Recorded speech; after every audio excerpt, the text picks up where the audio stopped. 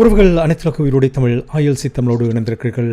உயிரோடை தமிழில் அன்பர்களே, அரசியல் களம் தாயக உடவியலாளர் இரா மதியவர்கள் இணைகின்றனர். வணக்கம் இரா மதிரன். வணக்கம் தானே அன்புற வணக்கம், நேர வணக்கம். உங்களுக்கும் வணக்கத்தை தெரிவித்துக் கொண்டு இன்றும் கூட நாங்கள் அரசியல் கள நிகழ்ச்சியில் ரணில் விக்ரமசிங்கனுடைய கைது தொடர்பாக பார்ப்போம்.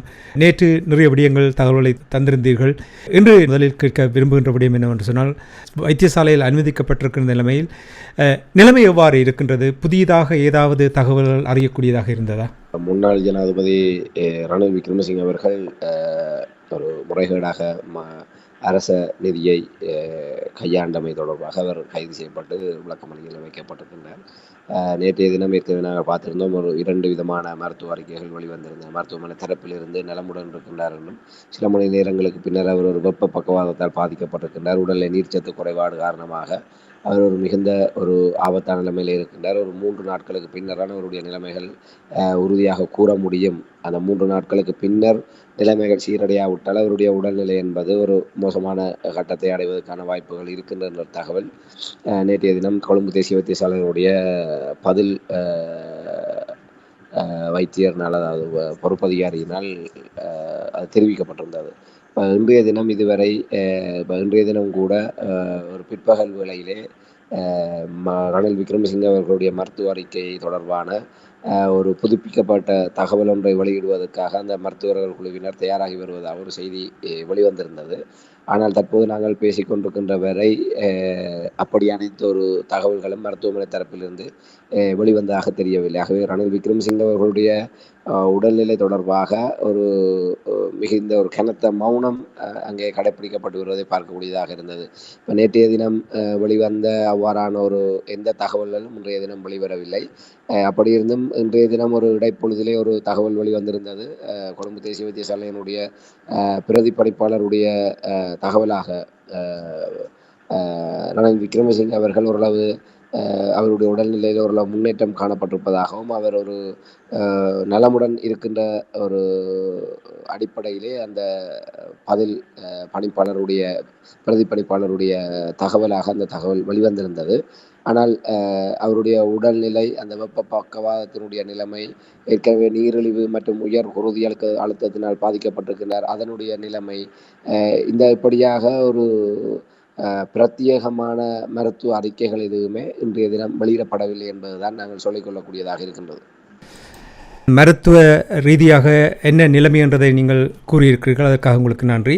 இப்போ அவருடைய உடல் நலம் எவ்வாறு இருக்கின்ற தெரியாத நிலையில் நாளை நீதிமன்றத்துக்கு அவர் ஆஜராக வேண்டும். அங்கே அவர் பிரசன்னமாவதற்கான வாய்ப்புகள் இருக்கின்ற என்று நீங்கள் நம்புகிறீர்களா? உண்மையிலே அதற்காகத்தான் சகல தரப்பினருமே ரணில் விக்ரமசிங்க அவர்களுடைய உடல்நிலை தொடர்பான விடயங்களை எதிர்பார்த்து கொண்டிருக்கின்றார்கள். நேற்றைய தினமே கொழும்பு தேசிய வைத்தியசாலையினுடைய பதில் பணிப்பாளருடைய தகவல் அடிப்படையிலே அவர் 3 நாட்கள் ஒரு முழுமையான விசேட மருத்துவ கண்காணிப்புகளே அவர் இருக்க வேண்டிய ஒரு நிலைமை இருக்கின்றது. அவருக்கு ஏற்பட்டிருக்கிற நோய் பாரதூரமான நிலையிலே காணப்படுகின்றது. அது 3 நாட்கள் தொடர் மருத்துவ கண்காணிப்புக்கு பின்னர் தான் அவர் தொடர்பாக எதையுமே கூற முடியும். ஆகவே செவ்வாய்க்கிழமை, அதாவது நாளைய தினம் செவ்வாய்க்கிழமை நீதிமன்றத்திலே முற்படுத்தப்படுவதற்கான எந்த சாத்தியக்கூறுகளும் இல்லை என்பதாக நேற்றைய தினம் அந்த தகவல் மூலமாக அறிவிக்கப்பட்டிருந்தது. அப்படியான நேரத்தில் தான் ஒரு புதுப்பிக்கப்பட்ட தகவல் இன்றைய தினம் ஏதாவது வெளிவந்தால் அது அடிப்படையிலே ஒரு ஊகிக்க முடியும் என்பதாக பல தரப்பினர், குறிப்பாக ரணில் விக்ரமசிங்க தரப்பினர் எதிர்பார்த்திருந்த நேரத்தில் அந்த தகவல் எதுவுமே வெளிவரவில்லை. ஆனால் இப்போது கிடைத்திருக்கின்ற ஒரு தகவல் அடிப்படையிலே நாளைய தினம், நாளைய ஒரு நீதிமன்றத்திலே முற்படுத்தப்பட வேண்டிய தேவை இருக்கின்றது. நாளைய தினம் காலையிலே ரணில் விக்ரமசிங்க அவர்களுடைய உடல்நிலை தொடர்பான நிலைமைகளை அவதானித்துத்தான் நாளை தான் 26ஆம் தேதி செவ்வாய்க்கிழமை காலையில் தான் முடிவு எடுக்கப்படும். அவர் நீதிமன்ற நடவடிக்கைக்காக முற்படுத்தப்பட போகின்றாரா இல்லையா என்பது தொடர்பாக நாளைய தினம்தான் முடிவெடுக்கப்படும் என்று அந்த தகவல் கிடைத்திருக்கின்றது. ஆகவே நாளை காலை வரை அவர் நீதிமன்றத்துக்கு வருவாரா இல்லையா என்பது உறுதிப்படுத்தப்பட முடியாத ஒன்றாகத்தான் தற்போது வரை இருக்கின்றது. கொழும்பில் பரபரப்பாக இருக்கின்ற நேரத்தில் எதிர்க்கட்சிகள் எல்லோரும் சேர்ந்து இன்று ஊடக மாநாட்டை நடத்தியிருந்தார்கள். அந்த மாநாட்டினுடைய நோக்கம் என்னவாக இருந்தது? அந்த உண்மையிலே நாங்கள் ஏற்கனவே கூறியதை போன்று எதிர்க்கட்சிகளிடையே ஒரு பதட்டம் தொட்டி கொண்டிருக்கின்றது. ரணில் விக்ரமசிங்கவுக்கே இந்த நிலைமை என்று சொன்னால் தாங்கள் எல்லாம் மாத்திரம் என்கின்ற ஒரு நிலைப்பாடு இருக்கின்றது. ரணில் விக்ரமசிங்கவை விட என்பதை விட ஒரு 1.6 கோடி ரூபாவுக்கான ஒரு ஊழல் தொடர்பாக கைது செய்யப்பட்டிருக்கின்ற அந்த விடயம் என்பது பலரை சிந்திக்க வைத்திருக்கின்றது. இதைவிட உண்மையிலே எடுத்த உடனே ஒரு பெரிய ஒரு ஒரு குற்றத்தோடு சம்பந்தப்பட்டவரை கைது செய்கின்ற போது இவ்வளவான ஒரு பதற்றம் பரபரப்பு இருக்காது. ஒரு சிறிய ஒரு விடயத்துக்காக யாருமே எதிர்பாராத ஒரு விடயத்தை செய்கின்ற போது இலக்கு வைக்கப்பட்டவர்கள் இல்லை தாங்கள் இலக்கு வைக்கப்படலாம் என்று கருதுபவர்களுடைய ஒரு உள ரீதியான பதற்றம் ஏற்படும். இந்த அரசாங்கம் என்ன விதமான நகர்வுகளை மேற்கொள்கின்றது, அடுத்து எப்படி நகரப்போகின்றது, தாங்கள் எந்த கோணத்திலே தாங்கள் இலக்கு வைக்கப்பட போகின்றோம் என்பதாக என்றால் இதில் இருக்கின்ற ஒவ்வொருவருமே யோக்கியவான்கள் கிடையாது. அந்த இயேசு பிரானுடைய அந்த ஒரு கூற்றை கூறியதை போன்று அவருக்கு முன்னாலே ஒரு பெண் ஒருவர் கொண்டு வந்து நிறுத்தப்பட்டு குற்றச்சாட்டு முன்வைக்கப்படுகின்றது. ஆகவே அவரை கல்லால் அடித்து கொள்ள வேண்டும் என்று அங்கிருந்தவர்கள் கூறுகின்றார்கள். உடனடியாக இயேசு பிரான் சொல்லுகின்றார், உங்களிலே யாராவது யோக்கியவான் இருந்தால் அந்த பெண்ணின் மீது கல்லெறியுங்கள் என்று. ஒரு கல்லு கூட அந்த பெண்ணை நோக்கி வரவில்லை.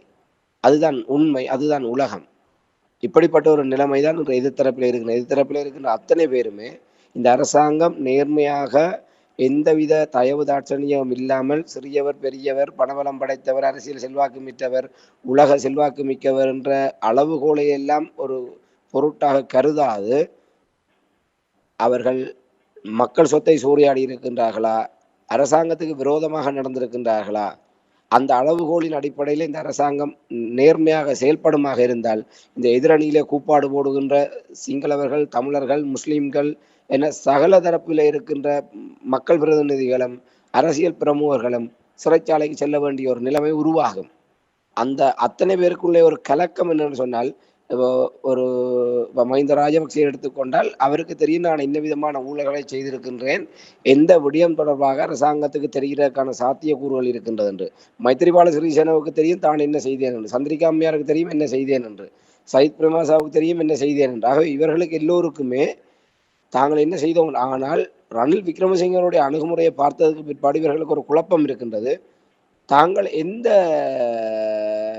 தங்களை நோக்கி என்ன வியூகம் வகுக்கப்பட போகின்றதுன்னு தெரியாமல் இருக்கின்றன. ஆகவே ஒட்டுமொத்தமாக பாதிக்கப்பட்ட தரப்பாக இப்போது ஒட்டுமொத்த சிங்கள தரப்பும் அதாவது ஜேவிபியை தவிர்த்து ஏனைய தரப்பினர் அத்தனை பேருமே ஒரு பாதிக்கப்பட்ட தரப்பாக இப்போது மாறி இருக்கின்றார்கள். ஆகவே அவர்கள் ஒரு ஒரு இந்த வருத்தப்படாத வாலிபர் சங்கத்தை போன்று தங்களுக்கு என்ற ஒரு சங்கத்தை அமைத்து அவர்கள் இப்போது தங்களை பாதுகாப்பதற்காக ஒரு முண்டியடிக்கின்ற நிலைமையை பார்க்கக்கூடியதாக இருக்கின்றது. அதை தவிர்த்து வேறு எதுவுமே இல்லை. ரணில் விக்ரமசிங்க கைது செய்யப்பட்டது என்பது நாங்கள் இந்த நொடிப்பொழுது கூட மிகச் சரியான விடயம், அதை சரியான முறையில் இந்த அரசாங்கம் நடத்தி இருக்கின்றது என்பதை நாங்கள் ஆணித்தரமாக கூற முடியும். அவை ஜனாதிபதி ரணில் விக்ரமசிங்கவுக்காக மைத்திரிபால சிறிசேன கூறுகின்றார் இன்றைய தினம் அந்த ஊடக நாட்டிலே மனித உரிமைக்காக ஒன்றிணைந்திருக்கின்றோம், மனித உரிமைகளுக்காக நாங்கள் தொடர்ந்து குரல் கொடுப்போம், ஆகவே இந்த ஒரு மனித உரிமை மீறல் இடம்பெற்றிருக்கின்றது, ஆகவே இதற்காக நாங்கள் ஒன்றுபட்டு போராட வேண்டும் என்கின்ற ஒரு விடயத்தை மைத்திரிபால சிறிசேன கூறியிருக்கின்றார். ரணில் விக்ரமசிங்கவுக்கு இங்கே மனித உரிமை மீறப்பட்டிருக்கின்றது. அவர் ஒரு நோயாளியாக இருந்தார், அதற்கு பிழை மறக்கவில்லை என்கின்ற ஒரு அடிப்படை நீங்கள் மனித உரிமையை பார்த்தால் இதே மைத்திரிபால சிறிசேன ஆனந்த சுதாகரனுக்கு பொது மன்னிப்பின் அடிப்படையிலே விடுவிப்பேன் என்று சொல்லி வாக்குறுதி கூறியதோடு மட்டுமல்லாமல் ஒரு பிஞ்சு பாலகர்கள் அந்த ஆனந்த சுதாகரனுடைய பிள்ளைகளுக்கு ஒரு தாயை இழந்து தந்தையையும் பிரிந்து அந்த தந்தையை கைவிலங்கிட்டு மீண்டும் சிறைச்சாலைக்கு அழைத்து செல்கின்ற போது அந்த குழந்தைகள் அந்த தந்தையை மறைத்து அழுது அந்த அந்த அந்த உணர்வினுடைய வெளிப்பாடு அப்போது மைத்திரிபால சிறிசேன அறிவித்தார், அடுத்த கொண்டாட்டத்துக்கு சித்திரை வருடமோ தீபாவளிக்கு உங்கள் தந்தை உங்களோட இருப்பார் என்று. அதே போன்று நேரடியாக கிளிநொச்சிக்கு வருகை தந்த போது ஆனந்த சுதாகரனுடைய பிள்ளைகளை நேரடியாக சந்தித்து அந்த வாக்குறுதியை வழங்கினார். அந்த பிஞ்சு அந்த பாலகர்களுடைய மனதிலே அந்த ஆசையை நம்பிக்கையை வளர்த்து விட்டு அதை இன்று வரை நிறைவேற்றாமல் இருப்பது எவ்வளவு பெரிய கொடுமை, எவ்வளவு பெரிய மனித உரிமை மீறல். அதை பற்றி மைத்திரிபால சிறிசேன சிந்தித்திருக்கின்றாரா? இல்லை இன்னும் ரணிலுக்காக ஊழையிடுகின்ற சிங்கள தமிழ் முஸ்லிம் தரப்பினர் அதை பற்றி சிந்தித்திருக்கின்றார்களா? இன்று எத்தனையோ பேர் இந்த ஆனந்த சுதாகரன் மீதான குற்றச்சாட்டுக்கு என்ன ஆதாரம் இருக்கின்றது? ஆனால் இன்று எத்தனையோ பேரை படுகொலை செய்தவர்கள் எல்லாம் இன்று ஜனாதிபதியின் பொது மன்னிப்பிலே வெளியே வந்திருக்கின்றார்கள். அப்படி இருக்கின்ற போது ஆனந்த சுதாகரனை விடுவிக்கக்கூடிய ஒரு முகாந்திரம் இருந்தும் அதற்கான வாக்குறுதி ஒரு நிறைவேற்ற அதிகாரம் உள்ள ஜனாதிபதியாக வழங்கப்பட்டும் அது இன்று வரை நடைமுறைப்படுத்தப்படாமல் கிட்டத்தட்ட 2019 பின்னர் இத்தனை ஆண்டுகளாக அது நீடிக்கப்பட்டு கொண்டிருக்கிறது. அதுக்கு யார் காரணம்? இதையெல்லாம் மறந்துவிட்டு இந்த ரணில் விக்ரமசிங்கவுக்காக மனித உரிமைக்காக துள்ளி குதிக்கின்றார்கள் என்று சொன்னால் எல்லோருக்குமே அடிப்படையில் ஒரு பயம் இருக்கின்றது. நாங்கள் அனைவருமே ரணில் விக்ரமசிங்கே என்கின்ற அந்த நபரை மையப்படுத்தி ஒருங்கிணைவதன் ஊடாக அரசாங்கத்துக்கு ஒரு அச்சுறுத்தலை ஏற்படுத்த முடியும். எங்கள் மீது தனித்தனி நபர்களாக நாங்கள் இருந்தால் நீங்கள் கை வைக்க முடியும். இன்று ரணில் ஒரு தனிநபராக இருந்தார், சயித் பிரேமதாச தனிநபராக இருந்தார், மஹிந்த தனிநபராக இருந்தார்.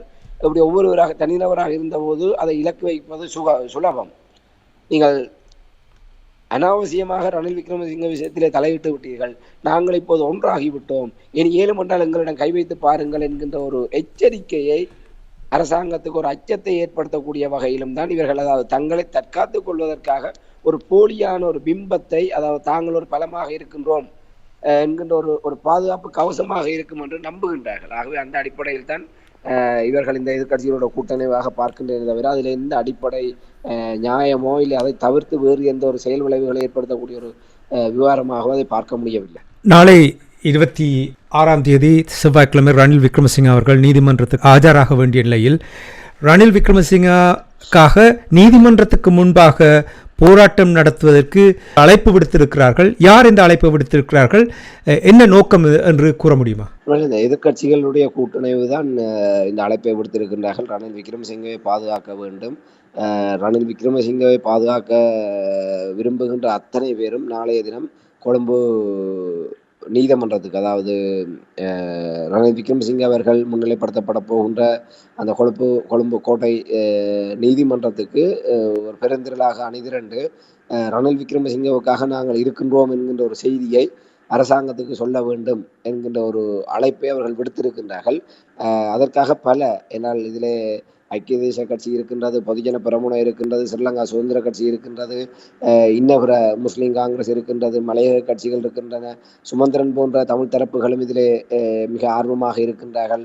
அப்படிப்பட்ட ஒரு நிலைமையிலே அவர்கள் மிகப்பெரிய ஒரு கூட்டத்தை அங்கே ஏற்படுத்துவதற்கான வாய்ப்புகள் இருக்கின்றன. சற்று முன்னர் நான் கூறியதை போன்று ஒரு அரசியல் ரீதியாக நாங்கள் ஒன்றிணைந்திருக்கின்றோம், நாங்கள் இப்போது ஒன்றாக நிற்கின்றோம், எங்களை ஏழுமென்றால் எங்கள் மீது கை வைத்து பாருங்கள் என்கின்ற ஒரு மறைமுக செய்தி அரசாங்கத்துக்கு கூறிக்கொண்டு ஒரு சட்டம் ஒழுங்கை சீர்குலைக்கக்கூடிய வகையிலே ரணில் விக்ரமசிங்கனுடைய கைதை முன்வைத்து ஒரு கொழும்பிலே ஒரு பாரிய மக்கள் திரள் போராட்டம் ஒன்றை அழைப்பு விட்டு அதன் மூலமாக அரசாங்கத்துக்கு எதிராக இவ்வளவு மக்கள் தொகை இருக்கின்றது, மக்கள் திரட்சி இருக்கின்றது என்ற ஒன்றை காட்டி அரசாங்கத்தையும் அரசாங்கத்தின் மீதான அந்த கருத்தியலையும் அவர்கள் தங்கள் வசம் திருப்புவதற்கு அவர்கள் முற்படுவதாகத்தான் பார்க்கிறேன். ஆகவே அவர்கள் இந்த நாளைய தினம் அப்படியான ஒரு அசாதாரண நிலைமையை ஏற்படுத்தி அதன் மூலமாக ரணில் விவகாரத்தில் ஒரு வலிந்து ஒரு நெருக்கடி ஏற்படுத்த அவர்கள் முற்படுகின்றார்கள். ஏற்கனவே ராஜேந்திர மட்டங்களின் ஊடாக அவர்கள் அழுத்தங்களை பிரயோகிக்க முற்பட்டிருக்கின்றார்கள். அது அனைத்துமே தோல்வியடைந்திருக்கின்றது. எல்லா முயற்சிகளும் தோல்வியடைந்திருக்கின்றன, எல்லா அஸ்திரங்களுமே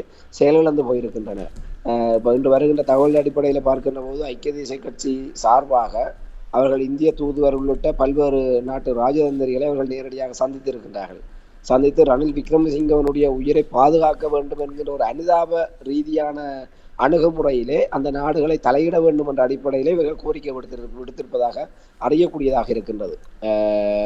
என்றால் அவருடைய வயது, அவருடைய உடல்நிலை, ஆகவே ஒரு மூத்த ஒரு ஒரு தெற்காசியா என்பதை கடந்து உலக அரசியல் பரப்பிலே உற்று நோக்கக்கூடிய ஒரு அரசியல் ஒரு மூத்த ஆளுமை மிக்க ஒருவராக இருப்பவர் இன்று இவ்வாறான ஒரு அநாகரிகமான முறையிலே அவர் அரசாங்கத்தால் பழிவாங்கப்பட்டிருக்கின்றார்.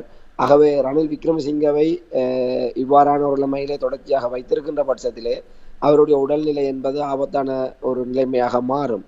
ஆகவே இந்த நாடுகள் இந்த அரசாங்கத்தோடு தொடர்புபட்டு ரணில் விக்ரமசிங்க அவர்களை விடுவிப்பதற்கோ இல்லை அவருடைய உயிரை பாதுகாப்பதற்குரிய நடவடிக்கைகளை எடுக்க வேண்டும் என்ற கோரிக்கைகள் முன்வைத்திருக்கின்றார்கள். அவ்வாறு முன்வைத்த நிலையிலும் அவர்களுக்கு ஒரு சாதகமான பிரதிபலிப்புகளை இதுவரை அவர்கள் அறிய முடியவில்லை என்றால் நான் நம்புகின்றேன். ஆகவே இவர்கள் இப்படியான ஒரு வெகுஜன திரட்சி ஒன்றை அங்கே கூட்டி ஒரு அசாதாரண நிலைமை ஏற்படுத்தி அரசாங்கத்துக்கு ஒரு சட்டம் ஒழுங்கு பிரச்சனை சார்ந்து ஒரு நெருக்கடிகளை ஏற்படுத்துவதன் ஊடாக ரணில் விக்ரமசிங்கவை தொடர்ந்து இவ்வாறான ஒரு கட்டுப்பாட்டில் வைத்திருந்தால் நாடு எப்படியான ஒரு நிலைமைக்கு முகம் கொடுக்க வேண்டி வரும் என்கின்ற ஒரு எச்சரிக்கையாக அவர்கள் இந்த போராட்டத்தை திட்டமிட்டிருப்பதாகத்தான் நான் பார்க்கின்றேன் என்று சொன்னால், இப்படி பல அஸ்திரங்களும் தோல்வியடைந்ததன் காரணமாக இறுதியாக ஒரு சட்டம் ஒழுங்கு அரசாங்கத்துக்கு எதிராக மக்கள் திரண்டிருக்கின்றார்கள் என்ற ஒரு பிம்பத்தை உருவாக்கி அதன் மூலமாக தங்களுடைய தலைவரை பாதுகாப்பதற்கு இவர்கள் எத்தனிக்கின்றார்கள் என்பதாகத்தான் நான் பார்க்கின்றேன் இந்த போராட்ட அறிவிப்பை. நீங்கள் போராட்டத்துக்கு திட்டமிட்டிருக்கிறார்கள் என்று நீங்கள் கூறும்பொழுது அனுரகுமார திசாநாயக்காவுடைய அரசாங்கம் உறுதியாக நிதானமாக அவருடைய ஊழல் தொடர்பாக எல்லா விடயங்களையும் ஏற்கனவே அவர்கள் தயாரித்து வைத்திருக்கிறார்கள் என்று நீங்கள் கூறும்பொழுது அரசாங்கத்திடமிருந்து போராட்டம் தொடர்பாக ஏதாவது அறிக்கைகள் வெளிவந்திருக்கின்றதா? நாளைய தினம் இவ்வாறு அழைப்பு விடுத்த உடனே அரசு தரப்பிலிருந்து தகவல் தெரிவிக்கப்பட்டிருக்கின்றது. நீதிமன்றத்துக்கு முன்பாக கூடுவது என்பது ஒரு சட்டவிரோதமான விடயம் என்றும் நீதிமன்றத்துக்கு முன்பு ஒரு அமைதியின்மை ஏற்படுத்துவது என்பதை ஏற்றுக்கொள்ள முடியாது என்றும் ஒரு நீதிமன்ற செயல்பாடுகள் அதாவது நீதிமன்றம் சுயாதீனமாக அந்த விவகாரத்திலே செயல்படக்கூடிய ஒரு நிலைமைதான் ஆரோக்கியமானது. ஆகவே அதை கடந்து நீதிமன்ற விவகாரங்களிலே தலையிடுகின்ற ரணில் விக்ரமசிங்கே கைது செய்யப்பட்டதுக்கு பிற்பாடு அவரை விளக்கமறியலிலே வைத்தது நீதிமன்றத்துடைய முடிவு. ஆகவே அந்த நீதிமன்றத்துடைய முடிவுக்கு எதிராக இவ்வாறு போராடுவது என்பது நீதிமன்ற முடிவை அவமதிப்பதற்கு உகந்த ஒரு செயல்பாடாகத்தான் பார்க்கப்படும். ஆகவே இதை ஒருபோதுமே நாங்கள் அனுமதிக்க மாட்டோம். நாளைய தினம் இவ்வாறு நீதிமன்ற வளாகத்திலே அனுமதியின்றி அவர்கள் ஒன்று கூடி அவ்வாறான ஒரு போராட்டம் முன்னெடுக்கப்படுமாக இருந்தால் அதில் ஈடுபடுகின்ற அத்தனை பேருமே சிறைகளுக்கு செல்ல வேண்டிய ஒரு நிலைமை ஏற்படும். அதை இந்த அரசாங்கம் எதிர்கொள்ள தயாராக இருக்கின்றது. அப்படி ஒரு நிலைமை வந்தால் அதை எவ்வாறு கட்டுப்படுத்த வேண்டும் என்பதை தாங்கள் தயாராக இருக்கின்றோம். ஆகவே நாளைய தினம் ஒன்று கூடுகின்ற அனைவரும் சிறை செல்ல வேண்டிய நிலைமை ஏற்படும் என்பதை அரசு தரப்பிலிருந்து அந்த தகவல் தெரிவிக்கப்பட்டிருக்கின்றது. ஆனால் அவர்களும் இதைவிட ரணில் விக்ரமசிங்க குற்றப்புலனாய்வு திணைக்களத்துக்கு அழைக்கப்பட போகின்றார், அவர் அழைக்கப்பட்டால் அவர் கைது செய்யப்படுவார் என்று ஊகங்கள் வெளிவந்த போதே ஐக்கிய தேசிய கட்சி உள்ளிட்ட தரப்பிடமிருந்து பல ஒரு மிரட்டல்கள் வந்தது. அவர் யார் தெரியுமா, சர்வதேசத்தினுடைய செல்வாக்கு தெரியுமா, அவர்தான் இந்த நாட்டை காப்பாற்றியவர், உலகத்திலே இருக்கின்ற மிகப்பெரிய உயர் பொறுப்புகளில் இருப்பவர்களோடு எல்லாம் அனாயசமாக தொடர்பு கொள்ளக்கூடிய ஒரு நிலையில இருப்பவர் ரணில் விக்ரமசிங்க. அவர் மீது நீங்கள் கை வைத்து விட்டு நீங்கள் நிம்மதியாக இருந்து விட முடியுமா, அவர் மீது கை வைத்து விட்டால் என்ன நடக்கும் தெரியுமா என்ற அடிப்படையிலே பல பேச்சுக்களும் பல அறிக்கைகளும் பல வீராவேசமான விடயங்களும் ஒரு அரசாங்கத்தை ஒரு செல்லமாக மிரட்டுகின்ற வகையில் அந்த கருத்துக்கள் சொல்லப்பட்டது.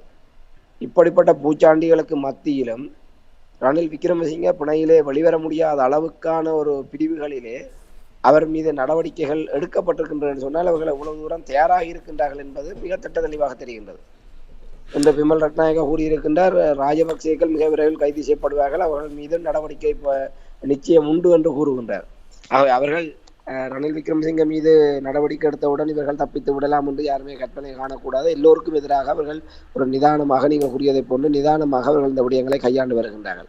ஆகவே அப்படியான ஒரு நிலைமை, சட்டத்துக்கு அவ்வாறான ஒரு சுயாதீன தன்மையை அவர்கள் கொடுத்திருக்கின்றார்கள். ரணில் விக்ரமசிங்க விவகாரத்திலே ஒரு நீதிமன்றம் சுயாதீனமாக அந்த விடயத்தை அணுகக்கூடிய அளவுக்கு கொடுத்திருக்கிறார். ஆகவே அதை பாதுகாப்பதற்கு அரசாங்கம் எந்த எல்லை வரை செல்லும் என்று நான் எதிர்பார்க்கின்றேன். ஆகவே நாளைய தினம் இவர்கள் போராட்டம் என்பேனா இதை ஒரு மக்களுடைய குரலாக அறகலைய போராட்டம் முன்னெடுக்கப்பட்ட போது இதே ரணில் விக்ரமசிங்க அவர்கள் நிறைவேற்று அதிகாரம் கொண்ட ஜனாதிபதியாக வந்த மறு நொடியே அவர் எப்படி ஒரு மிலைச்சத்தனமான வகையிலே அந்த காலிமுகத்திடல் போராட்டத்தை இல்லாமல் செய்தார் என்பது எல்லோருக்குமே தெரியும். அது மக்களுடைய உரிமை சார்ந்த, அதாவது சிங்கள தேச மக்களுடைய ஒரு பொருளாதார நெருக்கடியின் காரணமாக அந்த வரிசை யுகம் ஏற்படுத்திய அந்த பாதிப்பு, அந்த தாக்கம் உணர்வுகளோட பிரதிபலிப்பாக தங்களை இவ்வாறான ஒரு இக்கட்டிலமை கொண்டு வந்த அரசாங்கத்தை விரட்டியடிக்க வேண்டும் என்று வீதியில் இறங்கி போராடினார்கள் மக்கள். ஆகவே மக்கள் போராட்டத்தை அவ்வாறு வலிமையாக அடக்க முடிந்த போது அவர்கள் இதை பற்றியும் சிந்திக்கவில்லை. ஆனால் இது மக்களுக்காக செய்யப்படுகின்ற போராட்டம் இல்லை, ஒரு தனிநபருக்காக. ரணில் விக்ரமசிங்கே என்பவர் தற்போதைய பார்வையிலே அந்த நீதிமன்ற நடவடிக்கையின் ஊடாக நாங்கள் பார்க்கின்ற போது மக்களுடைய வரிப்பணத்தினூடாக வந்த அரச நிதியை தவறாக தன்னுடைய சொந்த தேவைக்காக பிரயோகித்திருக்கின்றார். அதிலும் குறிப்பாக நாட்டிலே ஒரு 3 நேர உணவை கூட உண்ண முடியாது பல லட்சக்கணக்கான குடும்பங்கள் மிக ஆபத்தான நிலைமையில இருந்தபோது 1.6 கோடிக்கும் மேற்பட்ட ரூபாவை இவரும் தனது மனைவியும் உதவியாளர் என 3 பேர் மட்டுமே அதை செலவழித்து ஒரு சுகபோகமாக அந்த பயணத்தை அவர்கள் அனுபவித்திருக்கின்றார்கள் என்று சொன்னால் அவர் இந்த தற்போதைய நிலைமைக்கு அவர் ஒரு தகுதியானவர் தான். அதற்கு எதிராக இவர் போராட்டம் நடத்துபவர்கள் என்பது மக்களிடையே அதை இரும்பு கரம் கொண்டு அடக்கினாலும் மக்களிடையே அதனுடைய பிரதிபலிப்புகள் என்பது இருக்க போவதில்லை. அது அரசாங்கத்தின் மீதான கோபமாக மாறுவதற்கு வாய்ப்பில்லை. இவர்கள் ஏதாவது அதை வைத்துக்கொண்டு இவர்கள் மேலும் பல இடங்களில் ஏதாவது தொடங்கினாலே ஒழிய மக்கள் இதை ஒரு எதிர்ப்பு புரட்சியாக பார்ப்பதற்கோ தொடங்குவதற்கோ வாய்ப்புகள் இல்லை. ஆகவே இந்த அரசாங்கம் மிக துணிச்சலாக நாளைய தினமும் இந்த எதிர்க்கட்சிகள் அழைப்பு கொடுத்திருக்கின்ற இந்த பாரிய போர், அதாவது நாட்டை பாதுகாத்த ரணில் விக்ரமசிங்கை பாதுகாப்பதற்கு ஒன்றிணையுமாறு விடுக்கப்பட்ட அந்த அழைப்பை அவர்கள் கையாளுவார்கள் என்றால் நாங்கள் எதிர்பார்க்கக்கூடியதாக இருக்கிறோம். செல்வாக்குள்ள ரணில் விக்ரமசிங்காவை விடுதலை செய்யுங்கள் என்று அங்கே அவருக்கு வெளிநாடுகளிலும் தொடர்பு இருக்கின்ற என்று அவர்கள் கூறும்பொழுது, முன்னாள் நோர்வேயினுடைய வெளிவார அமைச்சர் எரிக் சொலைம் அவர்கள் குற்றச்சாட்டுக்கள் தகுதியற்றவை, தயவு செய்து அவரை உடனடியாக விடுதலை செய்யுங்கள் என்று கூறியிருக்கின்றார். இந்த செய்தியை பார்த்ததும் நான் உங்களிடம் கேட்க வேண்டியது, அதாவது ரணில் விக்ரமசிங்க பதவியேற்றவுடன் காலநிலை ஆலோசகராக எரிக் சொலைம் அவர்களை பணியில் இருத்தியிருந்தார். அப்படி என்று சொன்னால் இங்கே அவர் தன்னுடைய விசுவாசத்தை காட்டுவதாக நீங்கள் பார்க்கிறீர்களா? எரிக் சொலைம் என்ன கூறி வலியுறுத்தி இருந்தார்? உண்மையிலே நீங்கள் சரியாக அனுமானித்திருக்கிறீர்கள். சொல்லுவார்கள், வாங்கின காசுக்கு கூவுகின்றார்கள் என்று சொல்லுவார்கள். அதாவது ஒரு ஒரு ஒரு பாத்திரத்தை ஏற்று நடிப்பதற்காக பணம் கொடுத்து ஒப்பந்தம் செய்யப்பட்டவர்கள் அந்த வாங்கிய பணத்துக்காக, கை நீட்டி வாங்கிய பணத்துக்காக அவர்கள் அதை செய்ய வேண்டிய ஒரு தேவை இருக்கிறது. சிலர் என்ன செய்வார்கள் என்றால் அதை விட மேலதிகமாக தங்களுடைய வெளிப்பாடுகளை காட்டுவார்கள். அவ்வாறு தான் எரிக் சொல்கேம் அவர்களும் ரணில் விக்ரமசிங்க என்கின்ற எஜமானுக்காக அவர் வரமுறைகள் கடந்து இந்த விடயத்திலே தலையீடு செய்திருக்கிறார் தான் நான் பார்க்கின்றேன். அதாவது ரணில் விக்ரமசிங்கே கைது செய்யப்பட்டதற்காக முன்வைக்கப்பட்ட காரணம் என்பது ஒரு அடிப்படையற்ற ஒரு காரணம் என்றும், அவர் இவ்வாறு கைது செய்யப்பட்டு பிணையிலே வெளிவர முடியாத அளவுக்கு தடுத்து வைக்கப்படுகின்ற அளவுக்கு இது ஒரு தகுதியற்ற காரணம் என்பதை அவர் அங்கு கூறியிருக்கின்றார். அவர் அந்த பதிவினுடைய தமிழாக்கத்தை நாங்கள் பார்க்கின்ற போது, அதனுடைய விளக்கமாக நாங்கள் அறியக்கூடியதாக இருக்கின்ற போது, ஐரோப்பிய நாடுகளிலே இந்த விடயம் என்பது ஒரு தண்டனைக்குரிய இவ்வளவு தூரம் ஒரு பாரதூரமான விடயம் அல்ல. ஆகவே இது உடனடியாகவே ரணில் விக்ரமசிங்கே அவர்கள் கைது செய்யப்பட வேண்டும், அவர் பாதுகாக்கப்பட வேண்டும் என்பதாக அவர் தன்னுடைய எக்ஸ் தளத்திலே ஒரு பதிவேற்றிருப்பதாக பார்க்கக்கூடியதாக இருக்கின்றது. ஆகவே எரிக் சொல்கையும் அவர்கள் இந்த விடயத்திலே தலையீடு செய்கின்ற போது நாங்கள் ஒரு விடயத்தை இந்த இடத்திலே உறவுகளுக்கு நாங்கள் நினைவு ஊட்டுவது பொருத்தமாக இருக்கும் என்று நம்புகின்றேன்.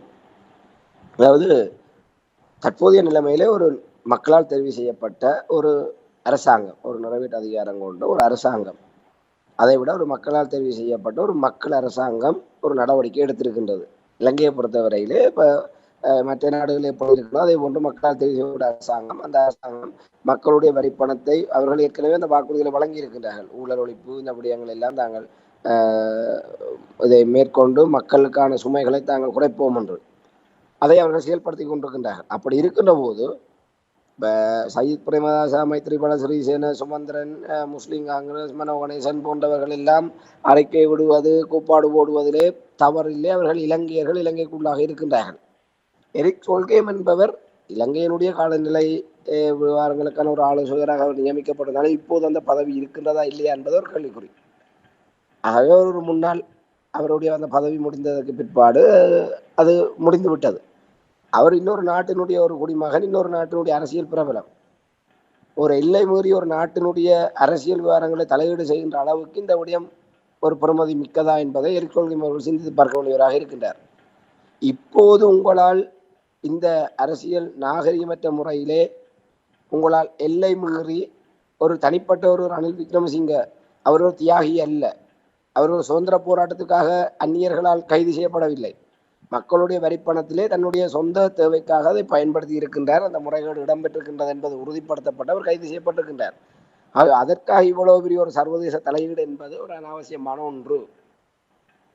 அப்படி இருக்கையிலே நீங்கள் சமாதான காலப்பகுதிகளிலே நீங்கள் தான் விடுதலை புலிகள் அமைப்புக்கும் அரசாங்கத்துக்கும் இடையே ஒரு ஊடுபாலமாக இருந்தீர்கள்.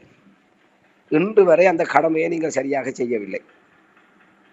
உங்களுக்கு தெரியும், போர் நிறுத்த எரிக் சொல்கைம் அவர்கள் தலைமையிலே அந்த விடயங்கள் ஆரம்பிக்கப்பட்டு போர் நிறுத்த கண்காணிப்புகள் உருவாக்கப்பட்டு அந்த பணியில் இருந்தவர்களுக்கு தெரியும், ஒரு அரசு என்ற வகையிலே அரசாங்கம் அந்த போர் நிறுத்த விதிகளை மீறி விடுதலை புலிகள் அமைப்பின் மீதான போரை உக்கிரப்படுத்தி தமிழின படுகொலையை முள்ளிவாய்க்கால் வரை கொண்டு வந்து நிறுத்தினார்கள்.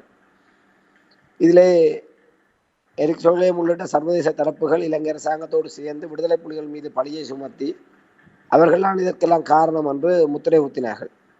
ஆனால் எரிக் சோல்ஹெய்முக்கு ஒரு மிகப்பெரிய ஒரு பொறுப்பு இருக்கின்றது.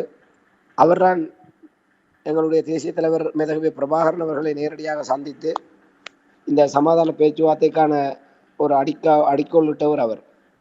அதைவிட மிக நெருக்கமாக மேதகவி அவர்களுடன் பழகியதோடு மட்டுமல்லாமல் விடுதலை போராட்டத்தோடு மிக நெருக்கமாக பயணித்து அதனுடைய நியாயத்தன்மைகளையும் அதனுடைய மக்கள் ஆதரவுகளையும் கண்டறிந்தவர். இன்று வரை இந்த பொறுப்புக்கூறல் விவகாரத்திலே எரிக் சோல்ஹெய்ம் அவர்கள் எந்த ஒரு தலையீடையும் செய்யவில்லை. வெள்ளக்கொடி விவகாரத்துக்கு எந்த விதமான ஒரு தலையீடை இவர் செய்யவில்லை. அந்த வெள்ளக்கொடி விவகாரத்துக்கு ஒரு நீதி கோருகின்ற விடயத்தில் கூட எரிக் சோல்ஹெய்ம் எந்த விதமான பங்களிப்பையும் செய்யவில்லை. அப்போதெல்லாம் உங்களுக்கு இன்னொரு நாட்டு விவகாரத்திலே தலையிடுவதாக தெரிந்த நிலையிலே இப்போது ஒரு ரணில் விக்ரமசிங்கே என்கிற ஒரு நபருக்காக நீங்கள் எப்படி தலையீடு செய்ய முடியும்? அப்படி என்றால் நீங்கள் நேரடியாக சம்பந்தப்பட்ட அந்த விடயங்களுக்கெல்லாம் நீங்கள் இலங்கை அரசாங்கத்தோடு நீங்கள் குரல் கொடுத்திருக்க அல்லவா வேண்டும். அந்த இலங்கை அரசாங்கத்துக்கு நீங்கள் நெருக்கடி கொடுத்திருக்கவில்லை வேண்டும். இந்த விடயங்கள் எல்லாம் வெள்ளக்கொடியோடு வந்தவர்கள் சர்வதேசத்துடைய வாக்குறுதி ஏற்றுத்தான் அவர்கள் வந்தார்கள். அவர்கள் கொல்லப்பட்ட விடயம் ஏற்றுக்கொள்ள முடியாது. ஒரு சர்வதேச போர் மரபுகளை மீறிய விடயம், ஒரு மனித குலத்துக்கு எதிரான ஒரு குற்றம் நிகழ்ந்திருக்கின்றது. ஆகவே அந்த வெள்ளைக்கொடி விவகாரம் என்பது விசாரிக்கப்பட வேண்டும், அதோடு சம்பந்தப்பட்ட சட்டத்தை நிறுத்தப்பட வேண்டும் என்று அவர் எரிக் சோல்ஹெய்ம் கூறியிருக்கின்றாராம். அப்படி கூறி என்று ரணில் விக்ரமசிங்கே அவர் கூறியிருந்தால் நாங்கள் அதை ஒரு பொதுவான நிலையிலே பார்க்க முடியும். ஆனால் தமிழ் மக்கள் நம்பினார்கள் உங்களை. எங்கள் விடுதலை புலிகள் அமைப்பு உங்களை நம்பினார்கள் என்பதை விட உங்களோடு நம்பிக்கையோடு பயணித்தார்கள். அவை அனைத்துக்குமே நீங்கள் துரோகம் செய்தீர்கள். அந்த துரோகத்துக்கு இன்று வரை நீங்கள் பதிலளிக்கவோ பொறுப்பு சொல்லவோ முற்படவில்லை. ஆனால் இப்போது எல்லாமே காலம் சிறந்த மருத்துவர் என்று சொல்வார்கள். 2022-23 ஆண்டு ரணில் விக்ரமசிங்கே பதவியேற்ற போது ரணில் ராஜபக்சே என்று கூறிய சுமந்திரன் ரணிலுக்கு எதிரானவராக தன்னை காட்டிக்கொண்டு ரணிலோடு ஒரு கள்ள உறவிலே இருந்தார். இன்று ரணில் சிறைக்கு சென்றவுடன் இந்த கள்ள உறவு வெட்ட வெளிச்சத்துக்கு வந்துவிட்டது. இன்றைக்கு எரிக் சோல்ஹெய்ம் அவர் யார் எந்த நிகழ்ச்சிகளை செயல்படுகின்றார் என்பது வெளிப்படையாக வந்துவிட்டது. அவருக்கு ஈழத்தமிழர்களுக்கோ ஈழத்தமிழ் அரசியல் நிலைப்பாடுகளுக்கோ அறிவுரை கூறுகின்ற தகுதி அவர் எப்போதோ இழந்து விட்டார். ஆனால் இன்றும் அந்த மக்கள் எரிக் சோல்ஹெய்மை எங்களுடைய சமாதான தூதுவராக மதிப்பார்ந்த நிலைமையிலே பார்த்து வருகின்றார்கள். இன்று எங்களுடைய மக்களுக்காக எங்களுடைய நீதிக்காக குரல் கொடுக்க மறக்கின்ற எரிக் சோல்ஹெய்ம் இன்று ரணில் விக்ரமசிங்கேவுக்காக குரல் கொடுக்கின்றார் என்றால் அவர் சிங்களத்தினுடைய எவ்வாறு அந்த நிகழ்ச்சி நிரலோடு தொடர்பட்டவராக இருக்கின்றார்கள் என்பதை இன்று அவரே வெட்ட வெளிச்சம் போட்டு காட்டியிருக்கின்றார். ஆகவே இப்படி பல விடயங்கள் காலம் எங்களுக்கு மிக அற்புதமாக அந்த விடயங்களை வெளிப்படுத்தி கொண்டிருக்கின்றது. நாங்கள் அந்த விடயங்களை மிக நுணுக்கமாக நாங்களும் அந்த பரப்புரைகளுக்கு எடுபட்டு போகாமல், அவர் ஒரு பாவம் வயசு போனவர் சாக கிடக்கின்றார், மனுஷி சாக கிடக்குது, இப்படியான நேரத்தில் கூட அவருக்கு இரக்கம் காட்ட மறுக்கிறது இந்த அன்னூர் அரசாங்கம் ஒரு அரசியல் பழிவாங்கலாத இதை செய்தென்றெல்லாம் நாங்களும் அவர்களுடைய குரலாக நாங்கள் ஒழிக்காது. நாங்கள் பாதிக்கப்பட்ட தரப்பு. ஆகவே அந்த நீதி யாருக்காகத்தன்னும் அது சரியாக செயல்படுமாக இருந்தால் அந்த புள்ளியில் இருந்து எங்களுக்கான நீதியை நோக்கி நாங்கள் நகர முடியும். இன்று ரணில் விக்ரமசிங்கவுக்காக இவர்கள் ஒரு விதமாக நடந்துவிட்டு தமிழர் விவகாரத்தில் இன்னொரு விதமாக நடக்க முடியாது. ஆகவே நாங்கள் இந்த விடயங்களை அமைதியாக இருந்து வேடிக்கை பார்த்து எங்களுக்கான தருணம் வருகின்ற போது அந்த தருணத்தில் எங்களுக்கான நீதியை எங்கள் வசமாக்குவதுதான் புத்திசாலித்தனம். ஆகவே தமிழ் மக்கள் இந்த விவகாரத்திலே மிக அமைதியாக இருந்து கொண்டு இந்த நடக்கிற விடயங்கள் அனைத்தையுமே மிக அவதானமாக பார்த்து கொண்டு எங்களுக்கு தருணம் வரும் வரை காத்திருப்பதுதான் ஒரு புத்திசாலித்தனமான நகர்வாக இருக்கும் என்பதை இந்த இடத்துல நான் பதிவு செய்யக்கூடியதாக இருக்கு. நிச்சயமாக சமாதான தூதுவராக வந்தார். ஆனால் அவர் எவ்வாறு நடந்தார் என்றது உலகறிந்த நிலைமை. ஆனால் இங்கே நிச்சயமாக விசுவாசமாக இருக்கிறார் என்றால் ரணில் விக்ரமசிங்கே ஆட்சி மாற்றத்துக்கு பின் ரணில் விக்ரமசிங்கே பொருளாதார பிரச்சனையை சீர் செய்வதற்காக அவர்தான் நிலைமையை மாற்றலாம் என்று கொண்டு வந்தார்கள். அவர் பொருளாதாரத்துக்கு பதிலாக காலநிலை ஆலோசகராக எரிக் சோல்ஹெய்ம் அவர்களை முதலில் நியமித்தது எல்லோருக்கும் ஆச்சரியத்தை ஏற்படுத்தியது. அந்த விடயத்தோடு இப்பொழுது ஒப்பிட்டு பார்க்கும் பொழுது அவர் ரணில் விக்ரமசிங்காவுக்கு விசுவாசமாக இருக்கிறார் என்பது அவ்வளவுதான், அதைத்தான் கூற முடியும். நிச்சயமான நாங்கள் தொடர்ச்சியாக எங்களுடைய ஒரு தற்போதைய இந்த ஒரு பரபரப்பான அரசியல் நிலைமைகளை அடுத்து நாங்கள் அந்த விடயங்களை சந்தர்ப்பம் கிடைக்கின்ற போது ஒவ்வொரு நாளும் அந்த விடயங்கள் தொடர்பான பதிவை கொண்டு வருவோம். இப்போ அந்த வகையிலே உண்மையிலே நாங்கள் என்ற அந்த விடயத்தை பதிவு செய்ய பொருத்தமாக இருக்கும் என்று நினைக்கின்றேன். இன்றைய தினம் ஒரு பருத்தித்துறை நகர்ப்பகுதியிலே இராணுவத்தை வெளியேற்ற கோரி ஒரு பாரிய ஒரு போராட்டம் ஒன்று முன்னெடுக்கப்பட்டிருந்தது. அந்த போராட்டம் தொடர்பாகவும் நாங்கள் நாளைய தினம் நிச்சயமாக உரையாடக்கூடிய ஒரு சந்தர்ப்பம் கிடைக்கும் என்று நம்புகின்றேன். ரணில் விக்ரமசிங்க நீதிமன்ற நடவடிக்கையில் முற்படுத்தப்பட்டாரா இல்லையா, அங்கே நடைபெற்ற விடயங்கள் என்ன, அதே நேரத்தில் இன்று பருத்தித்துறையில் நடைபெற்ற அந்த போராட்டத்தினுடைய பின்னணி தொடர்பான விடயங்களையும் நிச்சயமாக நாளைய தினம் நாங்கள் பார்க்க முடியும் என்று நம்புகின்றேன். நன்றி ராமேந்திரன். இன்றைய நிகழ்ச்சியில் இணைந்து ரணில் விக்ரமசிங்க கைது செய்யப்பட்ட விடயங்கள் நாளை நீதிமன்றம் ஆஜராக வேண்டிய நிலையில் நீதிமன்றம் செல்வாரா இல்லையா என்ற ஒரு பெரிய ஒரு கேள்விக்குறி இருக்கின்றது. அந்த விடயங்களை உயிரோடை தமிழ் உறவுகளோடு பகிர்ந்து கொண்டமைக்காக உயிரோடை தமிழ் அன்பர்கள் சார்பாக நன்றியை கூறிக்கொண்டு மீண்டும் இன்னொரு நிகழ்ச்சி இணைந்திருப்போம். அதுவரைக்கும் நன்றி, வணக்கம். நன்றி, வணக்கம். எமது பார்வையாளர்களுக்கு வணக்கம். மக்களின் குரலாய் ஓங்கி ஒலிக்கும் இலக்கு மின்னிதழ் மற்றும் உயிரோடை தமிழ் வானொலி ஆகிய இவ்விரு ஊடகங்களும் உங்களைப் போன்ற எமது நேயர்கள் நண்பர்களின் ஆதரவிலேயே இயங்கி வருகின்றன. மிக குறைந்த பலங்களுடன் பல இடர்கள் மற்றும் தடைகளை தாண்டி பயணிக்கும் எமது ஊடகங்களின் பணிகள் மேலும் வளர உங்களால் முடிந்த நிதியுதவியை வழங்கி இன்னும் காத்திரமான செயற்பாடுகளை முன்னெடுக்க உதவுமாறு மிகவும் பணிவன்புடன் வேண்டி நிற்கின்றோம். உங்கள் பங்களிப்பு உங்களின் உரிமை குரலாய் ஓங்கி ஒலிக்கும். நன்றி.